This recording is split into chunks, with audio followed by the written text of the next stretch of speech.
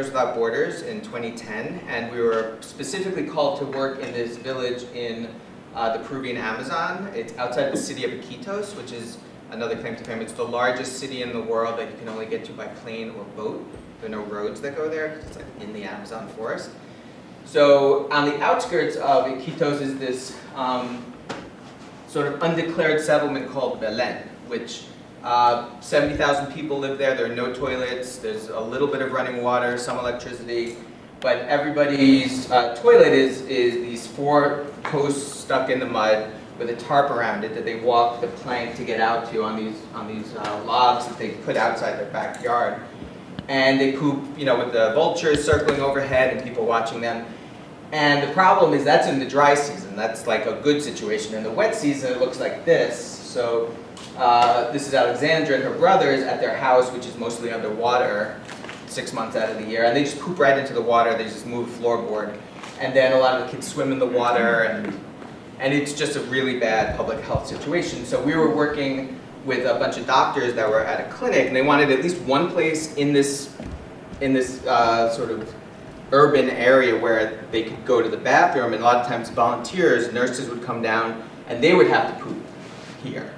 And they were like, you know what, I'm paying to come down here, I'm a volunteer, I'm happy to be doing this work, but I refuse to do that again. And also, if you're coming to another country with your pathogens, you can make other people a lot sicker because they're not used to your waste. You know, it's kind of like what happened in Haiti with the Nepalese cholera epidemic that broke out. The reason why it was so devastating was because it was Nepalese UN soldiers who were disposing of their waste in the river that the Haitians were drinking from.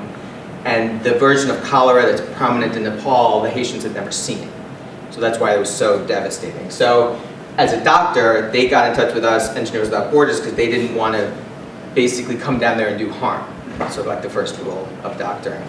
So we had to come up with a solution for this community, and at the same time, I was building a cabin in Vermont, and I didn't have enough money for a septic system, so I looked online, waterless toilets, and I came up with, there's porta potties, Incinerolet makes an incineration toilet, there are all kinds of composting toilets. So composting toilets seemed like the best technology, the most sustainable technology and affordable. And I looked at all the different technology. The spinning drum inside of a box composting toilet is really like the best reviews. It's proven, it's been around for 40 years. It actually was developed in Sweden, and they brought it over to Canada, and then they distributed it to cottage owners in the US. I bought one. I took it apart first because I'm an engineer, and I read the manual, which I think only engineers do. And I was like, this is super simple. This is just a spinning drum inside of a box. That's really all it is. I spent $2,000 for it, and I'm glad for it because I was pooping outside, and it was so much better to have a toilet inside, but I was like, I'm never going to spend money for this again. This is too simple to spend $2,000 on. But when I went to Peru, I was like, you know what, we could make those toilets here using drums and, wood. They have wood from the rainforest that you can make into a nice solid box and get some flanges and some spinning mechanism going and a flap door, and we could do this. So that's basically how the idea for toilets for people was generated. It was seeing the situation, and there's no reason why a technology that works for us here, that's been around for 40 years, shouldn't be available to these folks there, using local parts. Quick question on the culture, please. You said the people from Nepal and Haiti, was it the Haitian tradition or culture to also excrete in the same river as the Nepalis, or were they doing a different culture there? No, in Haiti there's very little wastewater option, so a lot of people do poop in the river, but it's pathogens they're used to. I understand. Yeah. So it was the same. It's the same. Okay. But also it was the UN, so it was a political aspect, and they had somebody pumping out their sewage tanks, and then they didn't really check where they dumped it, and they just ended up driving down the street to the river and pumping it. Ostensibly they should have treated it, but when you're in a developing country, you don't have regulatory agencies, you don't have anybody checking anybody. It's kind of a little bit of the Wild West. And so with that regulatory, what you just said, do you spend a fair amount of your time educating people in this process? That's a great question. We end up relying on NGO partners to do the education. We only come in after people have been educated to want toilets and to understand why they're important, and they can't do any conventional options. Like if somebody calls us and says, we want you to put in composting toilets in Peru, my first question is, why don't you do pit latrines? The latrines are simple, it's a hole in the ground, it's effective. And they'll say, well, we live in a flood-prone area. Then I say, oh, I understand. Or we live on ledge, rock, we can't dig. Then our technology is appropriate. So we go for the hard cases. But if they can do something that's simple and more cost-effective, then we go for it. So we only come in when the NGOs are sort of at their wits' end. The people want toilets, they know they're willing to pay for it. And that's another part of our program, is that anybody who gets one of our toilets, they need to pay a certain amount for it. It's subsidized through the NGO, but it's usually about 2 weeks' salary. So if people make $1 a day, it's $10. And then the NGO pays the other 190. So, but it's always a little bit different, but we don't want to like distort markets, and so we're very conscious of how much we charge, but everyone's got to pay. Because if they don't pay, they don't value it. Kind of thing. And this is just some other pictures of us delivering the crappers on a canoe. This kid was like 8, and he was taking us around. And basically that's how everybody gets around in the wet season, on these little dugout canoes.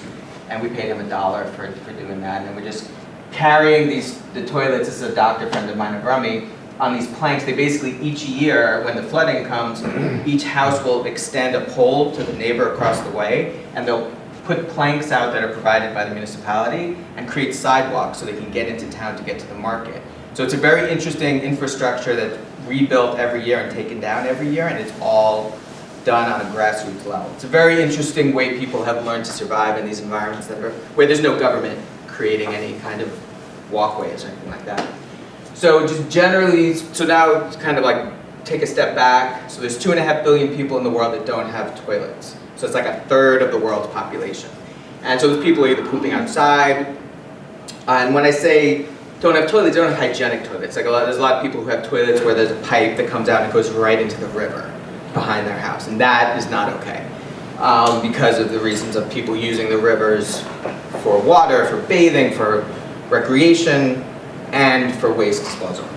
1 billion of those 2.5 billion are practicing open defecation, which is what I was doing outside my cabin for a while. So I'm not too, I mean, it's a bummer. It sucks. People don't like doing it. Like a lot of times when there's education is a critical component of all this. But when you get down to it, especially with women, with men, it seems like in places like India, they like to poop outside. You know, it's just like the getting outside, and fresh air, whatever. Women don't feel the same way, and especially when they have caregiving to do with other people. It's not a hard sell to say, would you like to have a hygienic, clean toilet or no toilet and poop outside? Most people, and almost all women, will say, yes, I'd rather have a hygienic toilet. They don't like to use public toilets because those are gross and they're not maintained and they're dangerous places. So that's a misunderstanding. Like, it doesn't take too much education to make them want to have a toilet. Usually they already do. It's just educating them how to use the toilet properly. That's another level. And once every minute, a child under 5 dies from diarrheal diseases. And basically it's, you're pooping in the lake or you're pooping in the river, and it's getting to the water supply, and kids are just they're just getting dehydrated from the diarrhea, and they just die of dehydration. So this is just giving you a general look at, like, you know, there's like a lot of people have heard about the Gates Foundation. They've done a huge effort and really effective effort in getting people thinking about toilets in the developing world, and like how much of a crisis it is. The toilet technologies they've come up with have not really gotten any traction in developing countries. A lot of them times they're too expensive. This is the go-to solution in flood-prone areas in the developing world. It's an above-ground vault latrine is what it's called. It costs about $500, and it's basically, you know, it's on level ground, so it's good against floods, but it takes a long time to build, and when it fills up, you're supposed to, there's a little trap door in the back, you're supposed to take out like a cubic yard of waste, and then use it in your garden and bury it. But the thing is, nobody likes to do that. They just kind of abandon the buildings when they're full, and then they store grain in there or put a goat in there or something. So it's not a sustainable solution, it ends up being expensive, and so we wanted to be a counterpoint to that. So that's just giving you an idea of where we sit in the ecosystem of like waterless toilets. Like I said, we sell our toilets to NGOs, so think of like UNICEF, World Vision, Red Cross. All these organizations are trying to do work in refugee camps, and so we're trying to work our way to do a pilot in a refugee camp, because you think about it, you have so many people moving around. I think there's 45 million refugees right now, and to have a toilet that's both portable and decentralized, so it doesn't have to be like you have a refugee camp. Typically they put the latrines in the corner of the camp, and what happens is, you know, they end up being places where women are harassed, or there's violence, and people end up being gross. But if each person has their own toilet, they'll take care of it. So we're trying to change the way that they're setting up the refugee camps in that way. But it's also, you know, just any kind of natural disaster. This is the kind of work that they do. So they make a lot of toilets, and when we go to developing countries, we bring one of the crappers with us as luggage. And then when we get there, like we go to Haiti, we set up the crapper, we talk to the carpenters that we hired through the NGO that are going to be our partners, and we basically source equivalent materials locally. So instead of using high-density polyethylene, like that's what this is half-inch recycled polyethylene plastic. It's like milk cartons, dyed black, just so it kind of all gets to be the same color.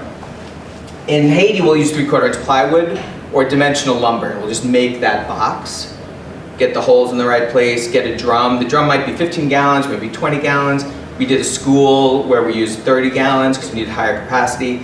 So the crapper always kind of changes a little bit. The general, you know, as long as it's a spinning drum inside of a box, it's a crapper. But the dimensions are always flexible, and the materials are always, you know, dependent on what's available locally, because we don't want to make something that they can't fix locally and they can't make themselves. So it's an open source technology. We don't post online how to make the crapper because there are enough mistakes you can make as a first timer, and you don't want a toilet to fail because that's a bummer. So we will teach NGOs how to make it. We'll teach locals in developing countries how to make it, and then they're free to make as many as they want or teach as many people as they want. But we won't give the plans out because we don't want people to make bad crappers. But basically, we've learned over the last 6 years what mistakes can be made, and we are happy to teach them, but we don't want to be irresponsible with our open source technology. So this is some of our customers in Peru, and basically what you do is the crapper, and this is what I was saying, the dimensional lumber is how we make them in Peru. I'll go to the next slide to show you sort of how it works. So this is sort of like the play-by-play of all the components. And the thing is, when we were doing the design process, one of our constraints is that whatever we make here has to be a parallel product that we can make in a developing country, you know, for much less of the cost, but maintain the high quality. So we couldn't have, even though we maybe want to have something electric or some kind of motorized spinning system here, if we can't do that in Haiti or in the Peruvian Amazon, then we don't do it. So it's got to be a technology that is universal in that aspect. And so basically, it starts out with the spinning drum in the middle. It's got a half-inch iron flange that's attached to the front that helps you spin the drum from the outside. It's got an internal flap door, so when you spin it to the right, the door is going to close on itself, and that's how you mix it around. We need to empty it out, and based on a family of 5 using this, you need to empty it out once every 2 months. So you spin it once a week to aerate it to the right, you spin it to the left to dump it out, and when you do, the door stays open, it goes into this bin underneath. You let it sit there for another month, and then you take out the bin, you dig a hole a foot deep, you bury it, you put more wood ash on top, and you're done. So that's the whole process, and basically the wood ash acts as a caustic shock for the pathogens. Like, pathogens are used to living in your gut, which is very acidic. If you raise the pH, that's a great way of killing them. Another great way of killing them is to dry them out, and that's what happens in this bin underneath. The third way of killing them is with heat. We don't do that because that's going to take a lot of technology or, you know, resources to do that. So we do 2 out of the 3, so it's kind of belt and suspenders, and it's plenty to get rid of the pathogen loading. The other aspect is when we were thinking about how to disinfect, a lot of people cook with wood or charcoal in developing countries, so they always have a very readily available supply of ash. Also happens in Vermont, a lot of people have wood stoves, so it happens to be that people have access to ash here too. You could use agricultural lime, it'll have the same effect. But after you poop, you just sprinkle some of the ash on top of your poop. That's going to keep the smell down, it's going to keep the flies away. You take a handful of sawdust, you throw that on top, and that's going to help with the composting, just like where you'd have, you know, if you're balancing your greens and your browns, and that's going to get you 80% volume reduction. And also with 90% of our poop is liquid, water. So if you give time for it to evaporate off, you're going to lose a lot of volume that way. So that's why every 2 months you need to empty it out and not more frequently. There's a vent out the back. This is usually made black pipe or painted black pipe. You put it on a south-facing wall. When the sun hits it, it's going to heat up the air inside, create a chimney effect, and it's going to, with this toilet seat down, create a small vacuum inside this box and take the odors away. If you're living in Vermont and you want to have it inside your cabin, yeah, your Reason for not having a separate? Not having a... Using a separate on the top, separate. Oh, a urine diversion, yeah. Basically, urine diversions, some people like them, some people don't. Sometimes they get clogged, and sometimes they're kind of hard to unclog. So basically, we have a tinkler, which I don't really have a picture of here, but I do have it set up at the stand. Okay. And it's basically just a sit-down or stand-up place to pee. Urine is sterile, it can go right into the ground, and once you have that volume of waste diverted that way, then the function of the crapper is much better. So we always recommend you have the tinkler with the crapper. You don't just have the crapper. And it's a huge business in Brattleboro. Collecting the urine. Yeah. Oh, yeah, and basically, yeah, if you want to collect the urine and then dilute it 9-to-1 or 10-to-1 to make fertilizer, you can do that. Yeah. A lot of people don't want to do that, just want to get it, have it go away, and that's cool too. If you want to have to be zero discharge, so for Peru, we designed one that has a urine diversion in the front here, because those have to be zero discharge. Okay. Because they're on top of water, there's nowhere for it to go. So in that case, we have a urine diversion. In the cases where we don't have urine diversion, it's kind of good to have the pee go into the drum because it's going to moisten the compost and make the compost better. Sure. But if people are exclusively peeing in there, you're going to get breakthrough, and there are holes in the back of the drum to catch the leachate and take it outside, and then it goes into the ground. And generally speaking, it's such a small volume that you'll have like a couple of cups of leachate a day, and if that goes into a little soak pit that's like a foot deep with some rocks, it'll evaporate off and it'll be fine. So that's pretty much the crapper. Are we talking about in this country with code and stuff? I mean, how do you... Code is, basically, okay, the code in New York and in Vermont is that if you have a waterless toilet, that's fine. You just need to have a full-on septic system, a 1,500-gallon capacity septic system along with it. So the laws really don't make any sense because there's no water coming through here, yet you have to hook it up to this dry system and then it's okay. Right. So if you have a flush toilet, you want to get one of these as a second bathroom in your house, you just have to connect this tube to your septic system, and then you're fine. You're within code. So if you're in Vermont and you have a single toilet septic system, like a Presby mound, and you were building, you could actually add 3 more toilets utilizing this without increasing the size of the Presby? You would have to, I mean, with the state now being in charge of the septic systems in that town, like it would be easier to talk to a town official about something like that, where it says I can have a maximum of 3 bathrooms, but that's assuming a flush toilet in each. Well, I know they do have a code for composting. Oh, they do? There is a code, yes. Well, that's great. So, okay, they're ahead of New York in that sense, like a lot of, it's catching on. Like this is sort of slow, but yeah. Is separated urine considered gray water? No. I would just no. I mean, it's not, but I would treat it like I would treat gray water in terms of like gray water, if it's like hand washing water or shower water, like I don't see that as terribly impactful, and mixing in urine, which is essentially sterile with it, I don't see a problem with that, but I also can see maybe a regulator having issue with that, so I would just keep it separate. Yeah. I mean, you can call it yellow water. Actually, in one of the places where we work with a lot of clinics, and they have a red water, like bloody water, and like how do you treat that? And so it gets more and more complicated. But they wouldn't let you just run that into a leach field. No. So like, yeah, you want to separate that out. So like I was saying, it's curated open source to our partners.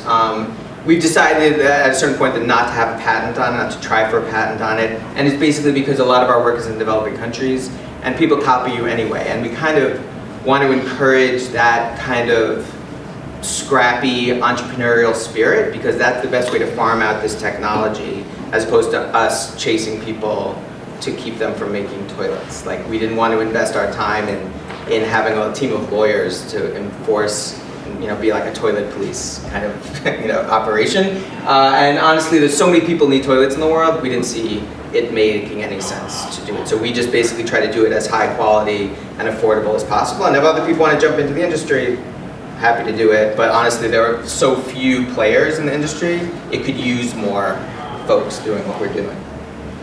And basically the other part of our sustainability is, actually the term, I try not to use it too much in our literature because it doesn't really, it's meant less and less as the years have gone on, like what does sustainable mean? But in the developing world context, it means repairable. Can you fix it? It may not be like the lowest carbon, footprint, whatever it is, but people in developing countries, if you give them something that they can fix, they will maintain it for years, 20 years, 30 years. They don't throw stuff away. So that was a big thing for us, and to make it repairable, you need to use stuff that's off the shelf, which already leads you into an open source arena. You can't have anything proprietary that they need to be dependent on us to source. Because we may not be there, who knows? And the impact of toilets is obvious in terms of like the actual having a bathroom to go to by itself. Is great. Everybody enjoys having access to a bathroom, but there's all kinds of other benefits you get from increasing access to toilets. Girls don't go to school because there's no toilets that they can use there. I mean, boys might go outside, the girls don't feel comfortable doing so, or they'll hold it in all day, make themselves sick, UTI infections, and basically not drink water because they don't have to go to the bathroom. So there's all kinds of these other impacts that happen when you don't have a toilet, in addition to child mortality and medical costs. The productivity of people when they just get sick and they can't go to work. There's a whole slew of impacts that, so if you're putting in money, for every dollar you spend on sanitation or toilets, you get a $5.50 social return on investment in terms of all these benefits. Wow. So we've done 8 projects so far around the world. Senegal, Haiti, we did 2 in Haiti, 2 in Peru, in Nicaragua we did 1, and in Mexico we did 1. And it's basically, we're kind of rolling out in these different areas. We always learn a little bit something new from, the sort of seat of the pants engineers we run into in Peru kind of have ideas about how to make the crapper cheaper and better, and then we'll take that to Haiti. So we're kind of like this hub of information from all these guys that are playing with the crapper and making it their own, and then we're taking whatever innovations they have and bringing it to the next place we go. Like in Haiti, the guy who was taking care of the toilets for the school, we made toilets for his kindergarten with 100 kids, and he was noticing it started to smell, because there are just 100 kids using toilets, it's going to happen. And what I told him is, like, periodically, if it does start to smell, put in some ash, and that'll neutralize the odor. And what he decided to do was, after each kid pooping, he put a little bit of ash and then the sawdust, and he found that prevented this odor, as opposed to trying to do it after the fact. And once he told us about that, now that's our standard operating procedure. Like, the ash does slow down the composting process a little bit, but by getting rid of the flies and the odor, those are the 2 most important things that people care about in developing countries. They're like, whatever you need to do, just make it not smell and no flies, and then I'm on board. So that's the must be wood ash, not coal ash, correct? Doesn't matter. Really? Because we don't reuse the compost to grow food or to grow anything, not even ornamentals. We basically insist on burying the waste. You could plant a tree there, but it's got to be in the ground with ash on top. And that is going to impact its potential to grow stuff, but we'd rather have it be absolutely safe and pathogen-free, and maybe take a buy on using it as a resource. And also because a lot of people burn plastic, they burn everything. Oh yeah, oh absolutely. So we don't want to, basically come in there, like a lot of the NGOs, another thing that differentiates us and the way we do composting toilets from a lot of other organizations is that we're not trying to make fertilizer, we're not trying to make soil, we're not trying to do beneficial reuse. We are really just trying to get people a very simple toilet that's safe. And we don't want to complicate that, because that's complicated enough. So we make money by selling toilets. And basically these are our parallel products. This is the one that we made in Peru.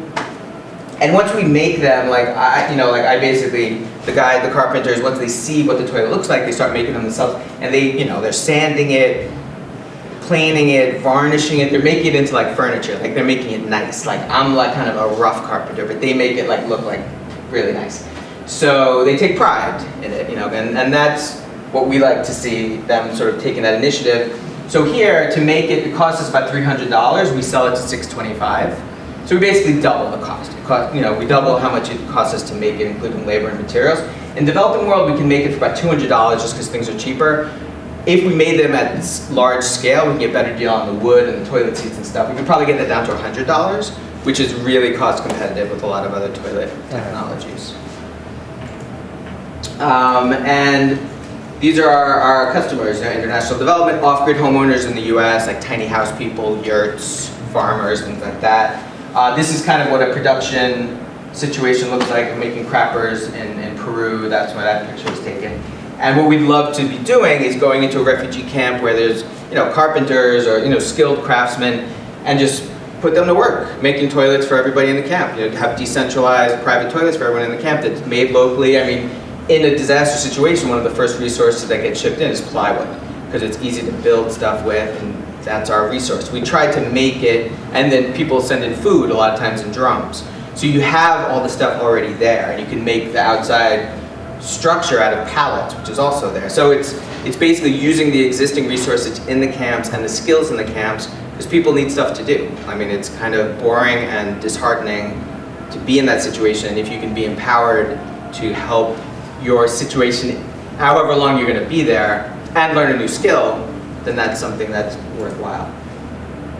And basically, this is me and Natividad, one of our star customers in Peru, who basically is just like happy not to have to walk to the public toilet, which is like sort of near the market, and have to pay money to use it.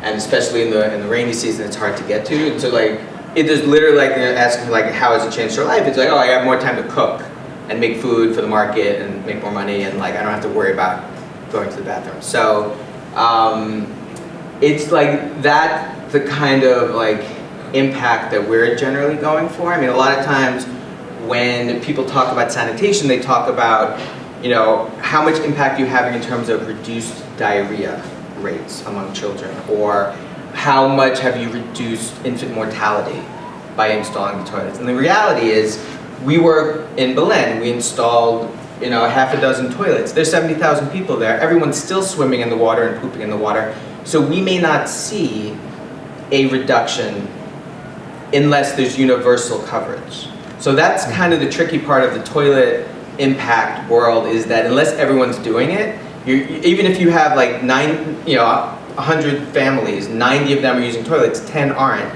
and those 10 are still pooping in the water, you're still going to get all the families getting sick. You know, it's kind of like, when we think about impact, we try to think about on a little bit more of a softer side, like, does Natividad feel more empowered? Does she feel less scared having to go to the toilet? Is her quality of life better? Does she have more time to do the things she wants to do, you know, like cooking, as opposed to, you know, spending an hour of the day like walking back and forth from the bathroom? So those are not usually measured in terms of like international development, but, you know, feelings of safety and privacy and security are extremely important to the people that live in these places, and it should be more. It's not as hard of a metric, but it's super important. So you see there's that little flap door. So when you spin it to the left there, that door closes on itself. And then usually I'd say like once a week you spin it 3 times. That's usually our recommendation. And that's plenty to agitate the waste. And I know there are a lot of other composting toilets that I looked at that have like either like a macerating system or some kind of other means of agitation, or like an auger system. But a spinning drum seems like it's the simplest approach that I've observed. And then when you spin it, and also the fact that it allows you to have as little contact with the waste as possible, which is super important, because like I said, like people don't like to talk about toilets, people don't like to handle human waste or talk about it. So this kind of keeps you from not even having to like really get in there with a rake or something to mix it around.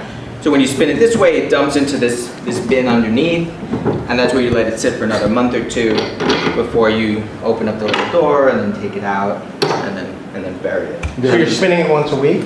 Yeah, so once a week, not after every time. I mean, it's not necessary. It's kind of overkill, really. But once a week is perfect. And there are no veins inside that drum? Like weep holes? What do you mean by veins? Like, I see what you mean. We have made basically strips of wood that we kind of installed like on the sides here to kind of help agitate. We found it doesn't make a huge difference, and it's kind of it's not entirely necessary, and it ends up like kind of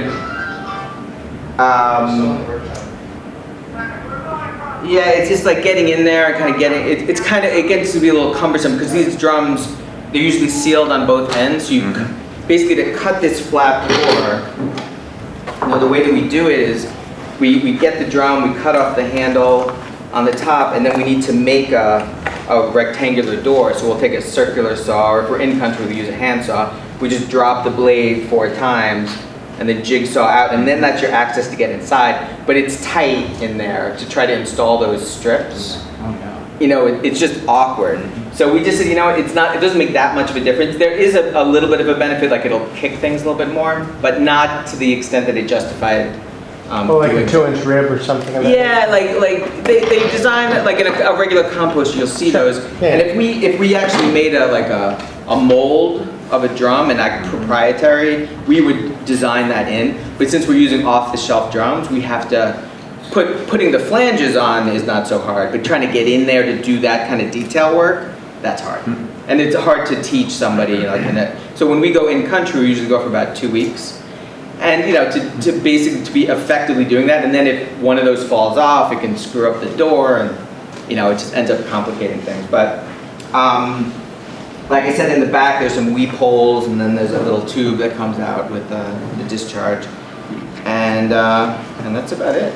And this is just in terms of disasters, like you sort of think of disasters as happening like infrequently, but it actually is a pretty common thing. It's like every 2 weeks there's what's considered a flooding disaster event in Latin America. And like I was saying, this is what it looks like, people kind of dealing with walking through the water, and that's poopy water. There's probably oil in there too, and other kinds of contaminants. But this is like a very real, not so episodic reality for people, that they deal with these disasters very commonly. And this is just a very quick pee and poop calculation if anyone gets not to nerd out on how much you pee and how much you poop. I mean, you pee about 1.5 quarts a day as an adult, and so that's all going into the tinkler. But you're going to poop about 1.5 cups a day, and then a family of 5. You're going to have 2 adults, 3 kids. How much? So when you add up that poop, you get to be about 5.25 cups of poop a day, and you're adding in sawdust in an equal measure. So 5.25 cups is about 1/3 of a gallon. You add in another 1/3 of a gallon of sawdust, gets you to 0.66 daily of gallons. So it's a little bit under 1/2 gallon of shit and sawdust for a family of 5. Sorry, I said the word.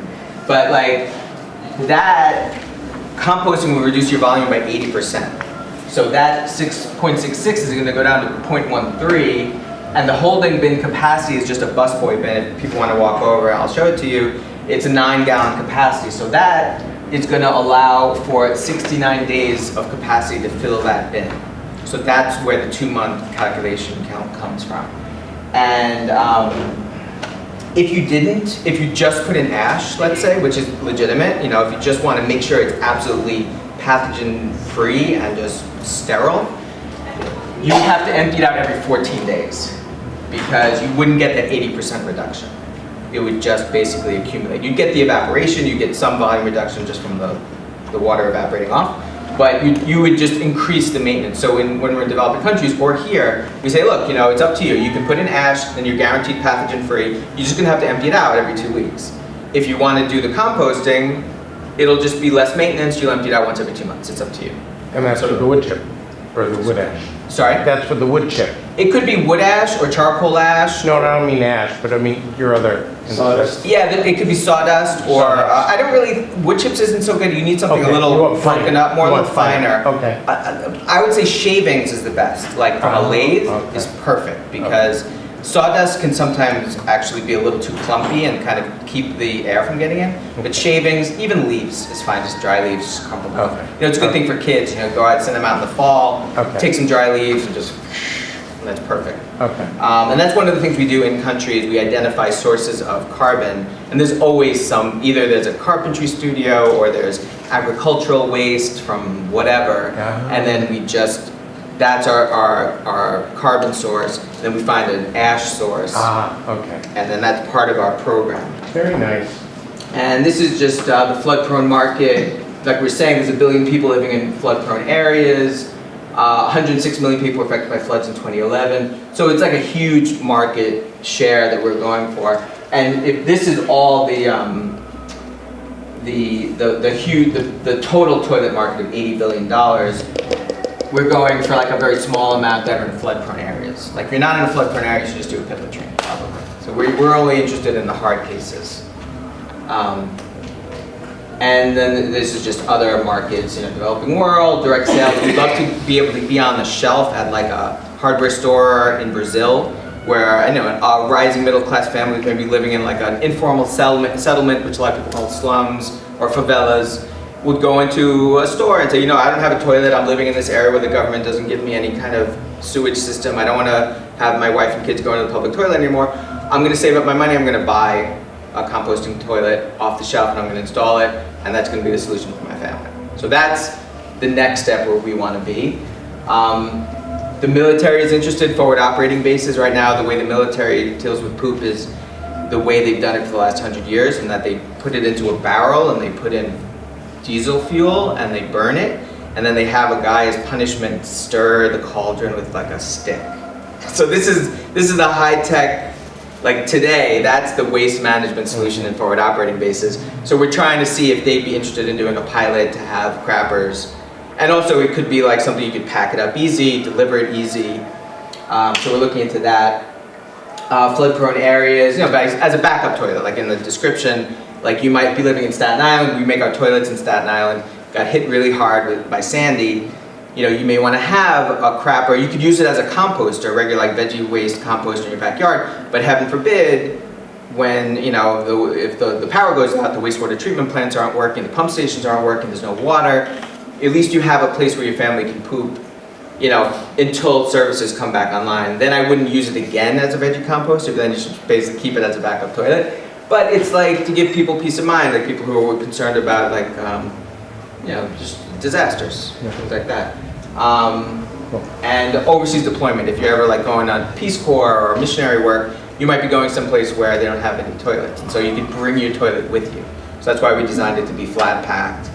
And it's basically 100 pounds, so it fits into 2 checkable luggage sized bags that each weigh 50 pounds.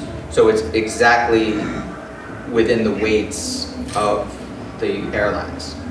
And then when you get to where you're going, I mean, you'll get questions at customs. People are like, what is this? Really? Then you have to give the presentation that I just gave.